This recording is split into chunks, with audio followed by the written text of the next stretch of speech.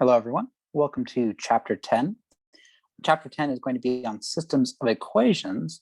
And in section 10.1 here, we're going to be talking about linear equations in just two variables. So let's go ahead and look at what a system of linear equations in two variables will look like. So a system of linear equations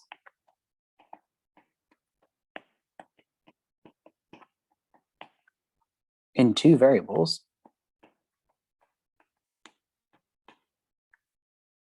looks like. So often we'll have a little curly brace on the left side of our two equations, and then we'll have two linear equations in like x and y. So for example, we've got like a 3x plus y equals 5, something like that maybe. Or we could have something like maybe like a 2x minus 1/2 times y equals 1. So like this is a system of linear equations in two variables. So we're going to be particularly interested in solutions to systems like this. A solution to this system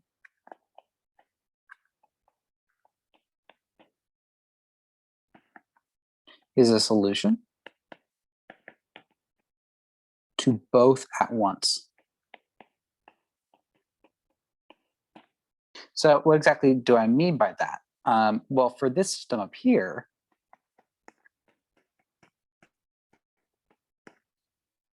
that system there has a solution 1, 2. So the solution is whatever the x is going to be and the y is going to be. In this case, the solution, the thing that makes both these equations true is plugging in 1 for x and 2 for y. So this is a solution to the above system.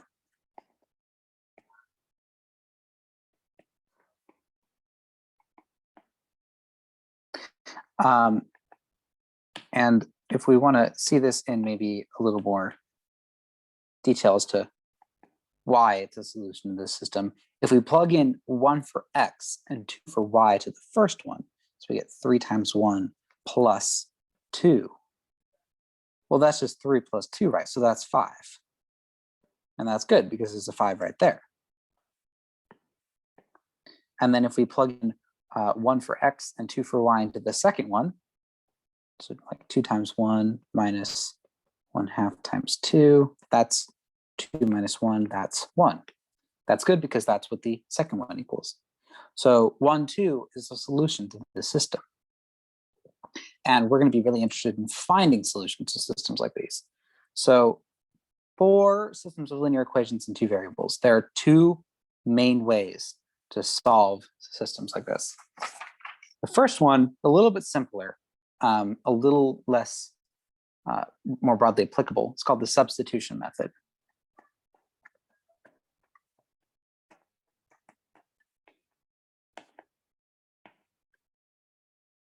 And I'm just going to go ahead and lay out the steps of this method first, and then we'll look at some examples. So the steps of this method: 1, we're going to take one of the equations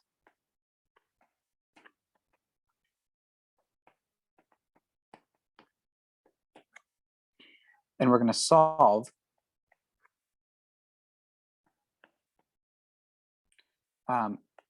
for one of the variables.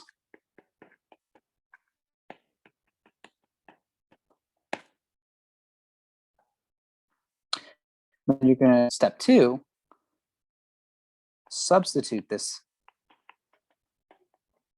into the other equation.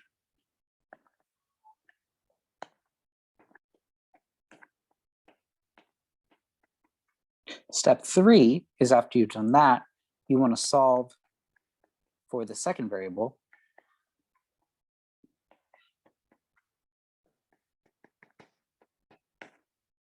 And then the last step, step 4, is you want to go ahead and back substitute to find the first variable.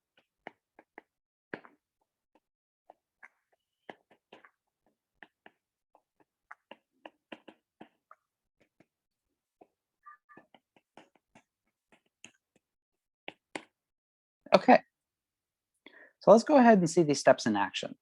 So let's say we want to solve some system that looks like 3x plus y equals 1 and 5x plus 2y equals 1. So let's go ahead and look at the first equation. So the first equation is this 3x plus y equals 1. And let's go ahead and just solve for y because it's really easy. All we have to do is just subtract 3x from both sides, and we get that y equals 1 minus 3x. So this is the first step. So the second step is we're going to take this, this solution for y, and we're going to substitute it into the second equation. So the second equation is 5x plus 2y equals 1. Well, we're going to replace y with 1 minus 3x. So this becomes 5x plus 2 times 1 minus 3x equals 1. Okay, now step 3, we want to solve for that second variable, and in this case, the x.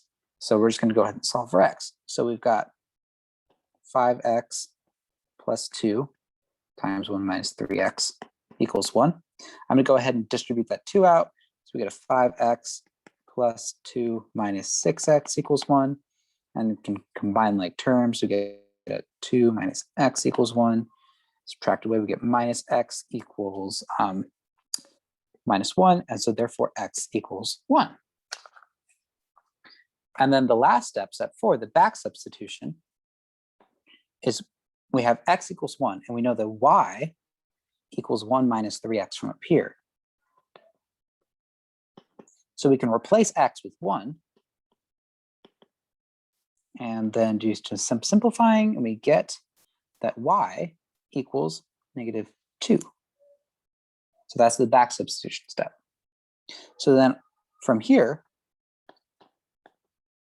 our solution is 1 comma negative 2, where this 1 here came from this 1 here, and this negative 2 came from this right here, right? Because x equals 1, and y equals negative 2. Okay. Let's move on, and let's go ahead and talk about the elimination method, which is a slightly different method.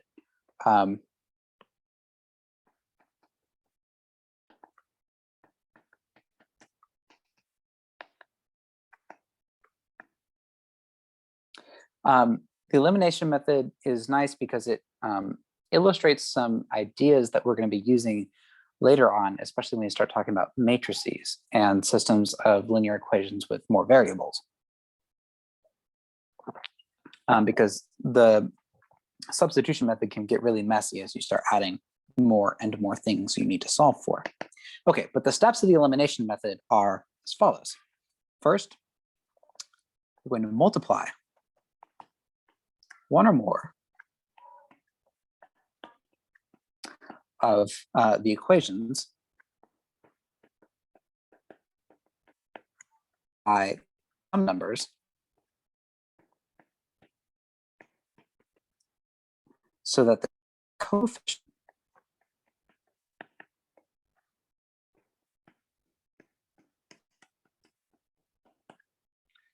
of one variable in one equation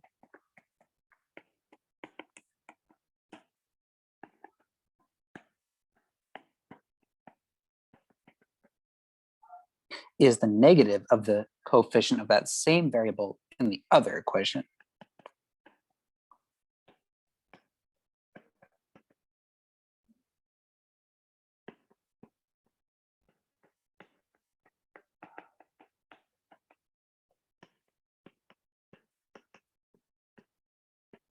Oops.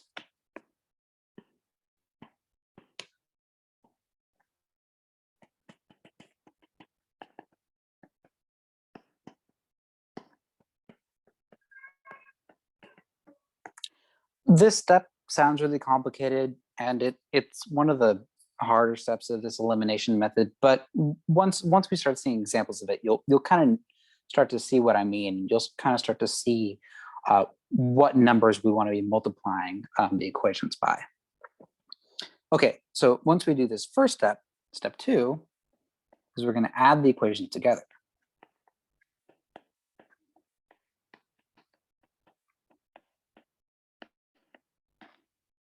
Okay. And then step 3 is to solve for the remaining variable.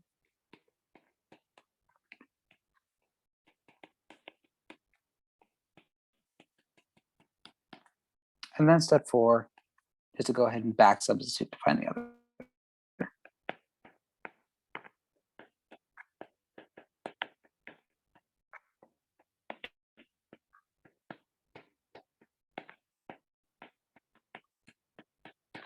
Okay.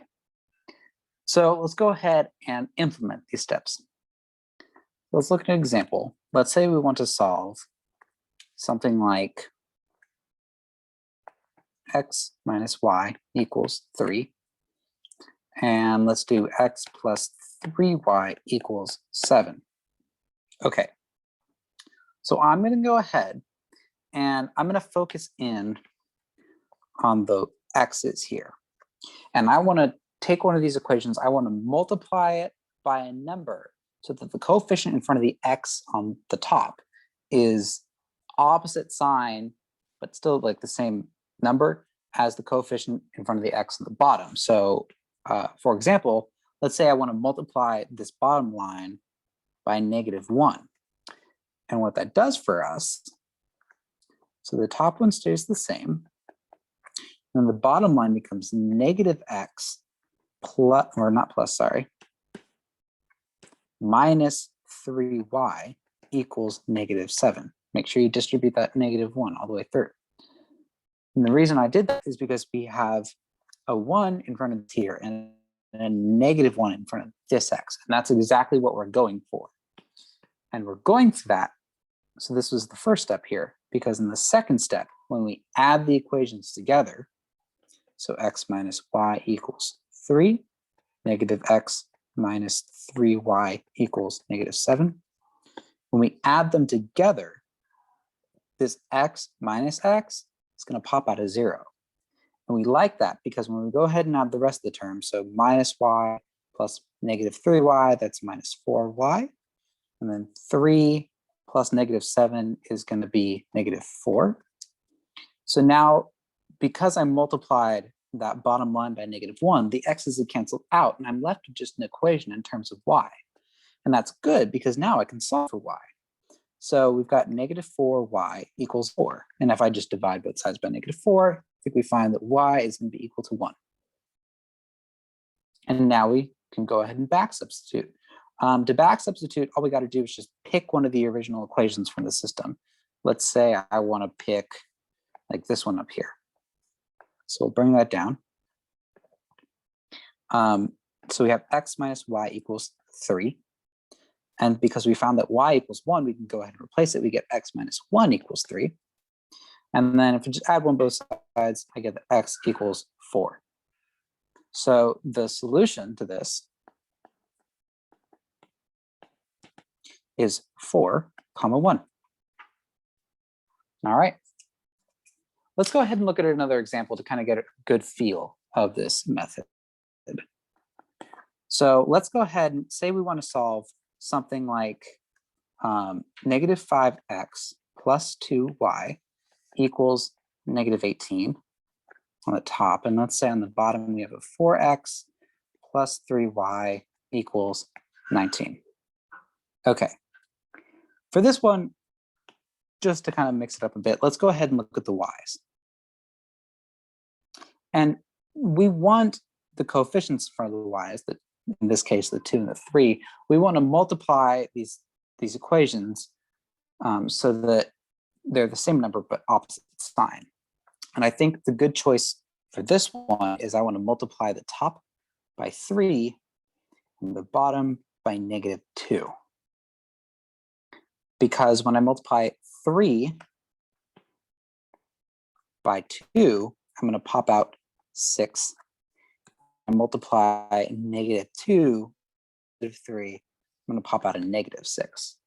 So that's why I chose 3 and -2, because I get 6 and -6. So when I go ahead and do that multiplication, then we get -15x plus 6y equals, and then negative 18 times 3 is negative 54, I think. And then the bottom one times negative 2, I think we get a negative 8x minus 6y. See, look, there's a plus and minus 6 equals negative 38. Okay, so now we're going to, so this was step 1. So step 2, we're going to go ahead and add the equations together. So we got negative 15x plus 6y equals negative 54 minus 8x minus 6y equals negative 38. We're going to take these, we're going to add them together. And so minus 15 plus minus 8, that's negative 23x, and then plus 6 minus 6y, that's going to be 0. That's what we want. And then these together are going to be negative 92. Okay, so now we have an equation in terms of x. So we can go ahead and do the third step, which using this equation that we found, we can go ahead and solve for x. We divide both sides by negative 23. That actually goes into 92 evenly. I think we get that x is going to be equal to 4. Okay. And then the fourth step is we're going to just go ahead and back substitute. So we go back up here and we look at our original equations and we just pick one. I think in this case, I picked the bottom one to go ahead and back substitute. So if we bring that down here, we have 4x plus 3y equals 19. And we can go ahead and replace that x with a 4. So we get 4 times 4 plus 3y equals 19. So that's 16 plus 3y equals 19. Go ahead and subtract 16 from both sides. We get 3y equals 3. And so then y equals 1. So the solution to this equation, or this system of equations rather, is going to be 4, 1. All right. So here's a question for you.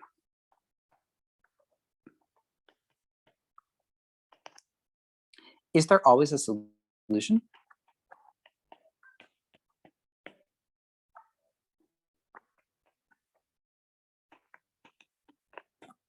And if there is one, is there always one solution?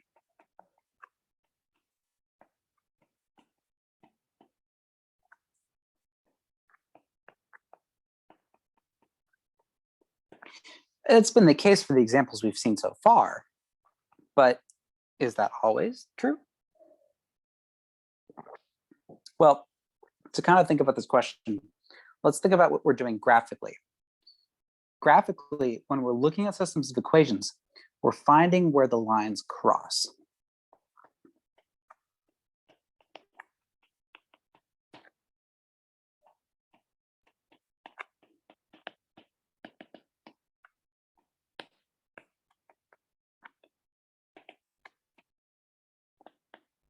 So if we were looking at the system of equations that we just solved, let's go ahead and graph those two lines.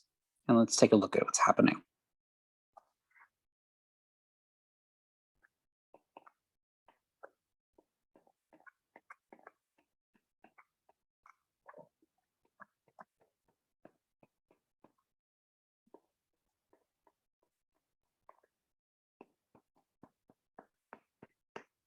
So I think one of the lines kind of went like 1, 2, 3, 4, kind of like passed through this point and this point right here, and kind of went like this. So I should make that a nice color. You can see. So this line was our minus 5x plus 2y equals negative 18. And if we graph the other line that we were looking at, 1, 2, 3, 4, 5, 6, kind of goes like this. So that was our 4x plus 3y equals 19. Notice that they cross right here. And this is precisely the point 4, 1, which was the solution we found. So when we're looking at solutions to systems of linear equations like this, we're really kind of looking for where are these lines crossing, right? But lines, if you have two lines, they don't necessarily have to cross, and they don't necessarily have to cross in one spot. Like, for example, so like what if we have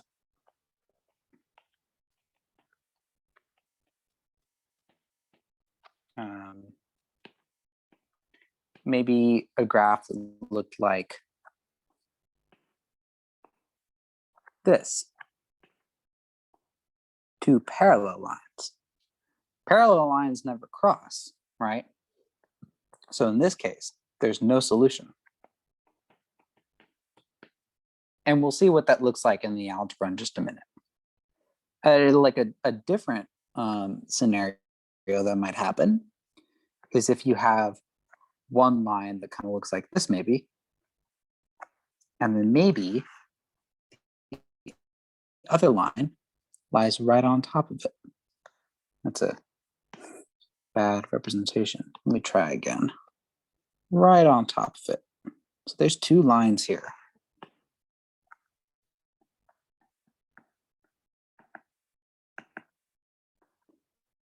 The lines, they're crossing everywhere. Here, there in fact are infinitely many solutions.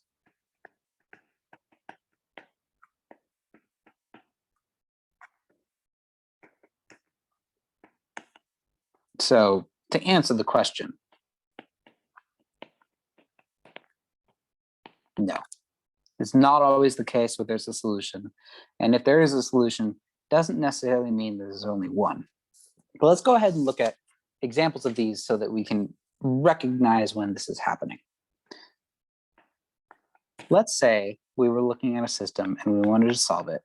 And let's say we're going to do something like 8x minus 2y equals 5. And let's do negative 12x plus 3y equals 7. Okay, and let's just go ahead and look at the x coordinate first. I want to go ahead and make those, the same number but opposite signs. So I think I'm going to multiply the top by 3. That'll give me a plus 24 times x in the first equation. And then I'm going to go ahead and multiply the bottom by 2, which will give me a negative 24, which is good. And in fact, if I go ahead and do out that calculation, we get 24x minus 6y equals 15. And then on the bottom, we get negative 24x plus 6y equals 14. Okay, so now let's go ahead and just do what we normally do. Let's go ahead and add these together. So we have that equation there, plus the bottom one, negative 24x plus 6y equals 14. So we add these together, the x's cancel out and give us 0, which is what we wanted. That's good. But then something strange happens. You probably saw this coming, that minus 6y plus 6y, that's going to give us 0 as well. It's kind of strange. And then when we add 15 and 14 together, we get 29. We just wrote down something really strange. We wrote that 0 equals 29. That's not true. Instant death. If you ever run into this when you're solving a system of linear equations, that means no solution. So this is what a no solution case looks like. Okay, but what about the infinitely many solutions case? Let's say we wanted to solve something like 3x minus 2y equals 7. And then say it's 9x minus 6y equals 21. And let's go ahead and just focus in on the y's and try to solve it as we normally would. Make sure that the minuses are included. So we got a minus 2y on the top and a minus 6y on the bottom. So I think what we can do is we can multiply the top by negative 3. That'll give us a plus 6y on the top. Let's go ahead and do that. So when we do that, we get negative 9x plus 6y equals negative 21. Now, at the bottom, we have just 9x minus 6y equals positive 21. Something's a little strange here, huh? Well, when we go ahead and add them together, you can probably already see what might happen. We add these together, negative 9x plus 9x, that's 0. And we get plus 6y minus 6y, that's another 0. And then minus 21 plus 21, oh, that's 0 again. So we got 0 equals 0. Well, that's true. 0 does equal 0. So it's not the no solutions case. Something else is going on here. If we go back and look at our original system,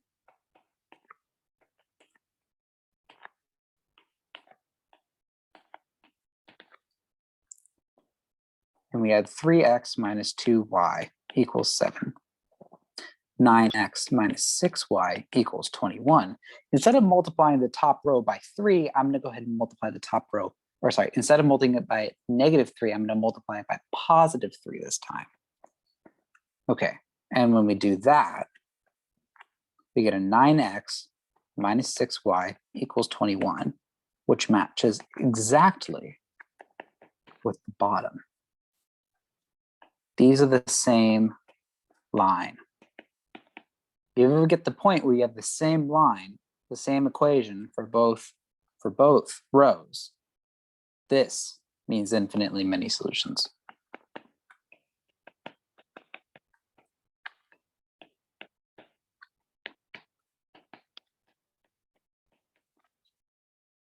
All right. And that actually wraps up our introduction to systems of linear equations. We're going to be spending the next couple lectures on stuff like this. So let me know if any of this was weird or difficult. I'm more than happy to chat about it.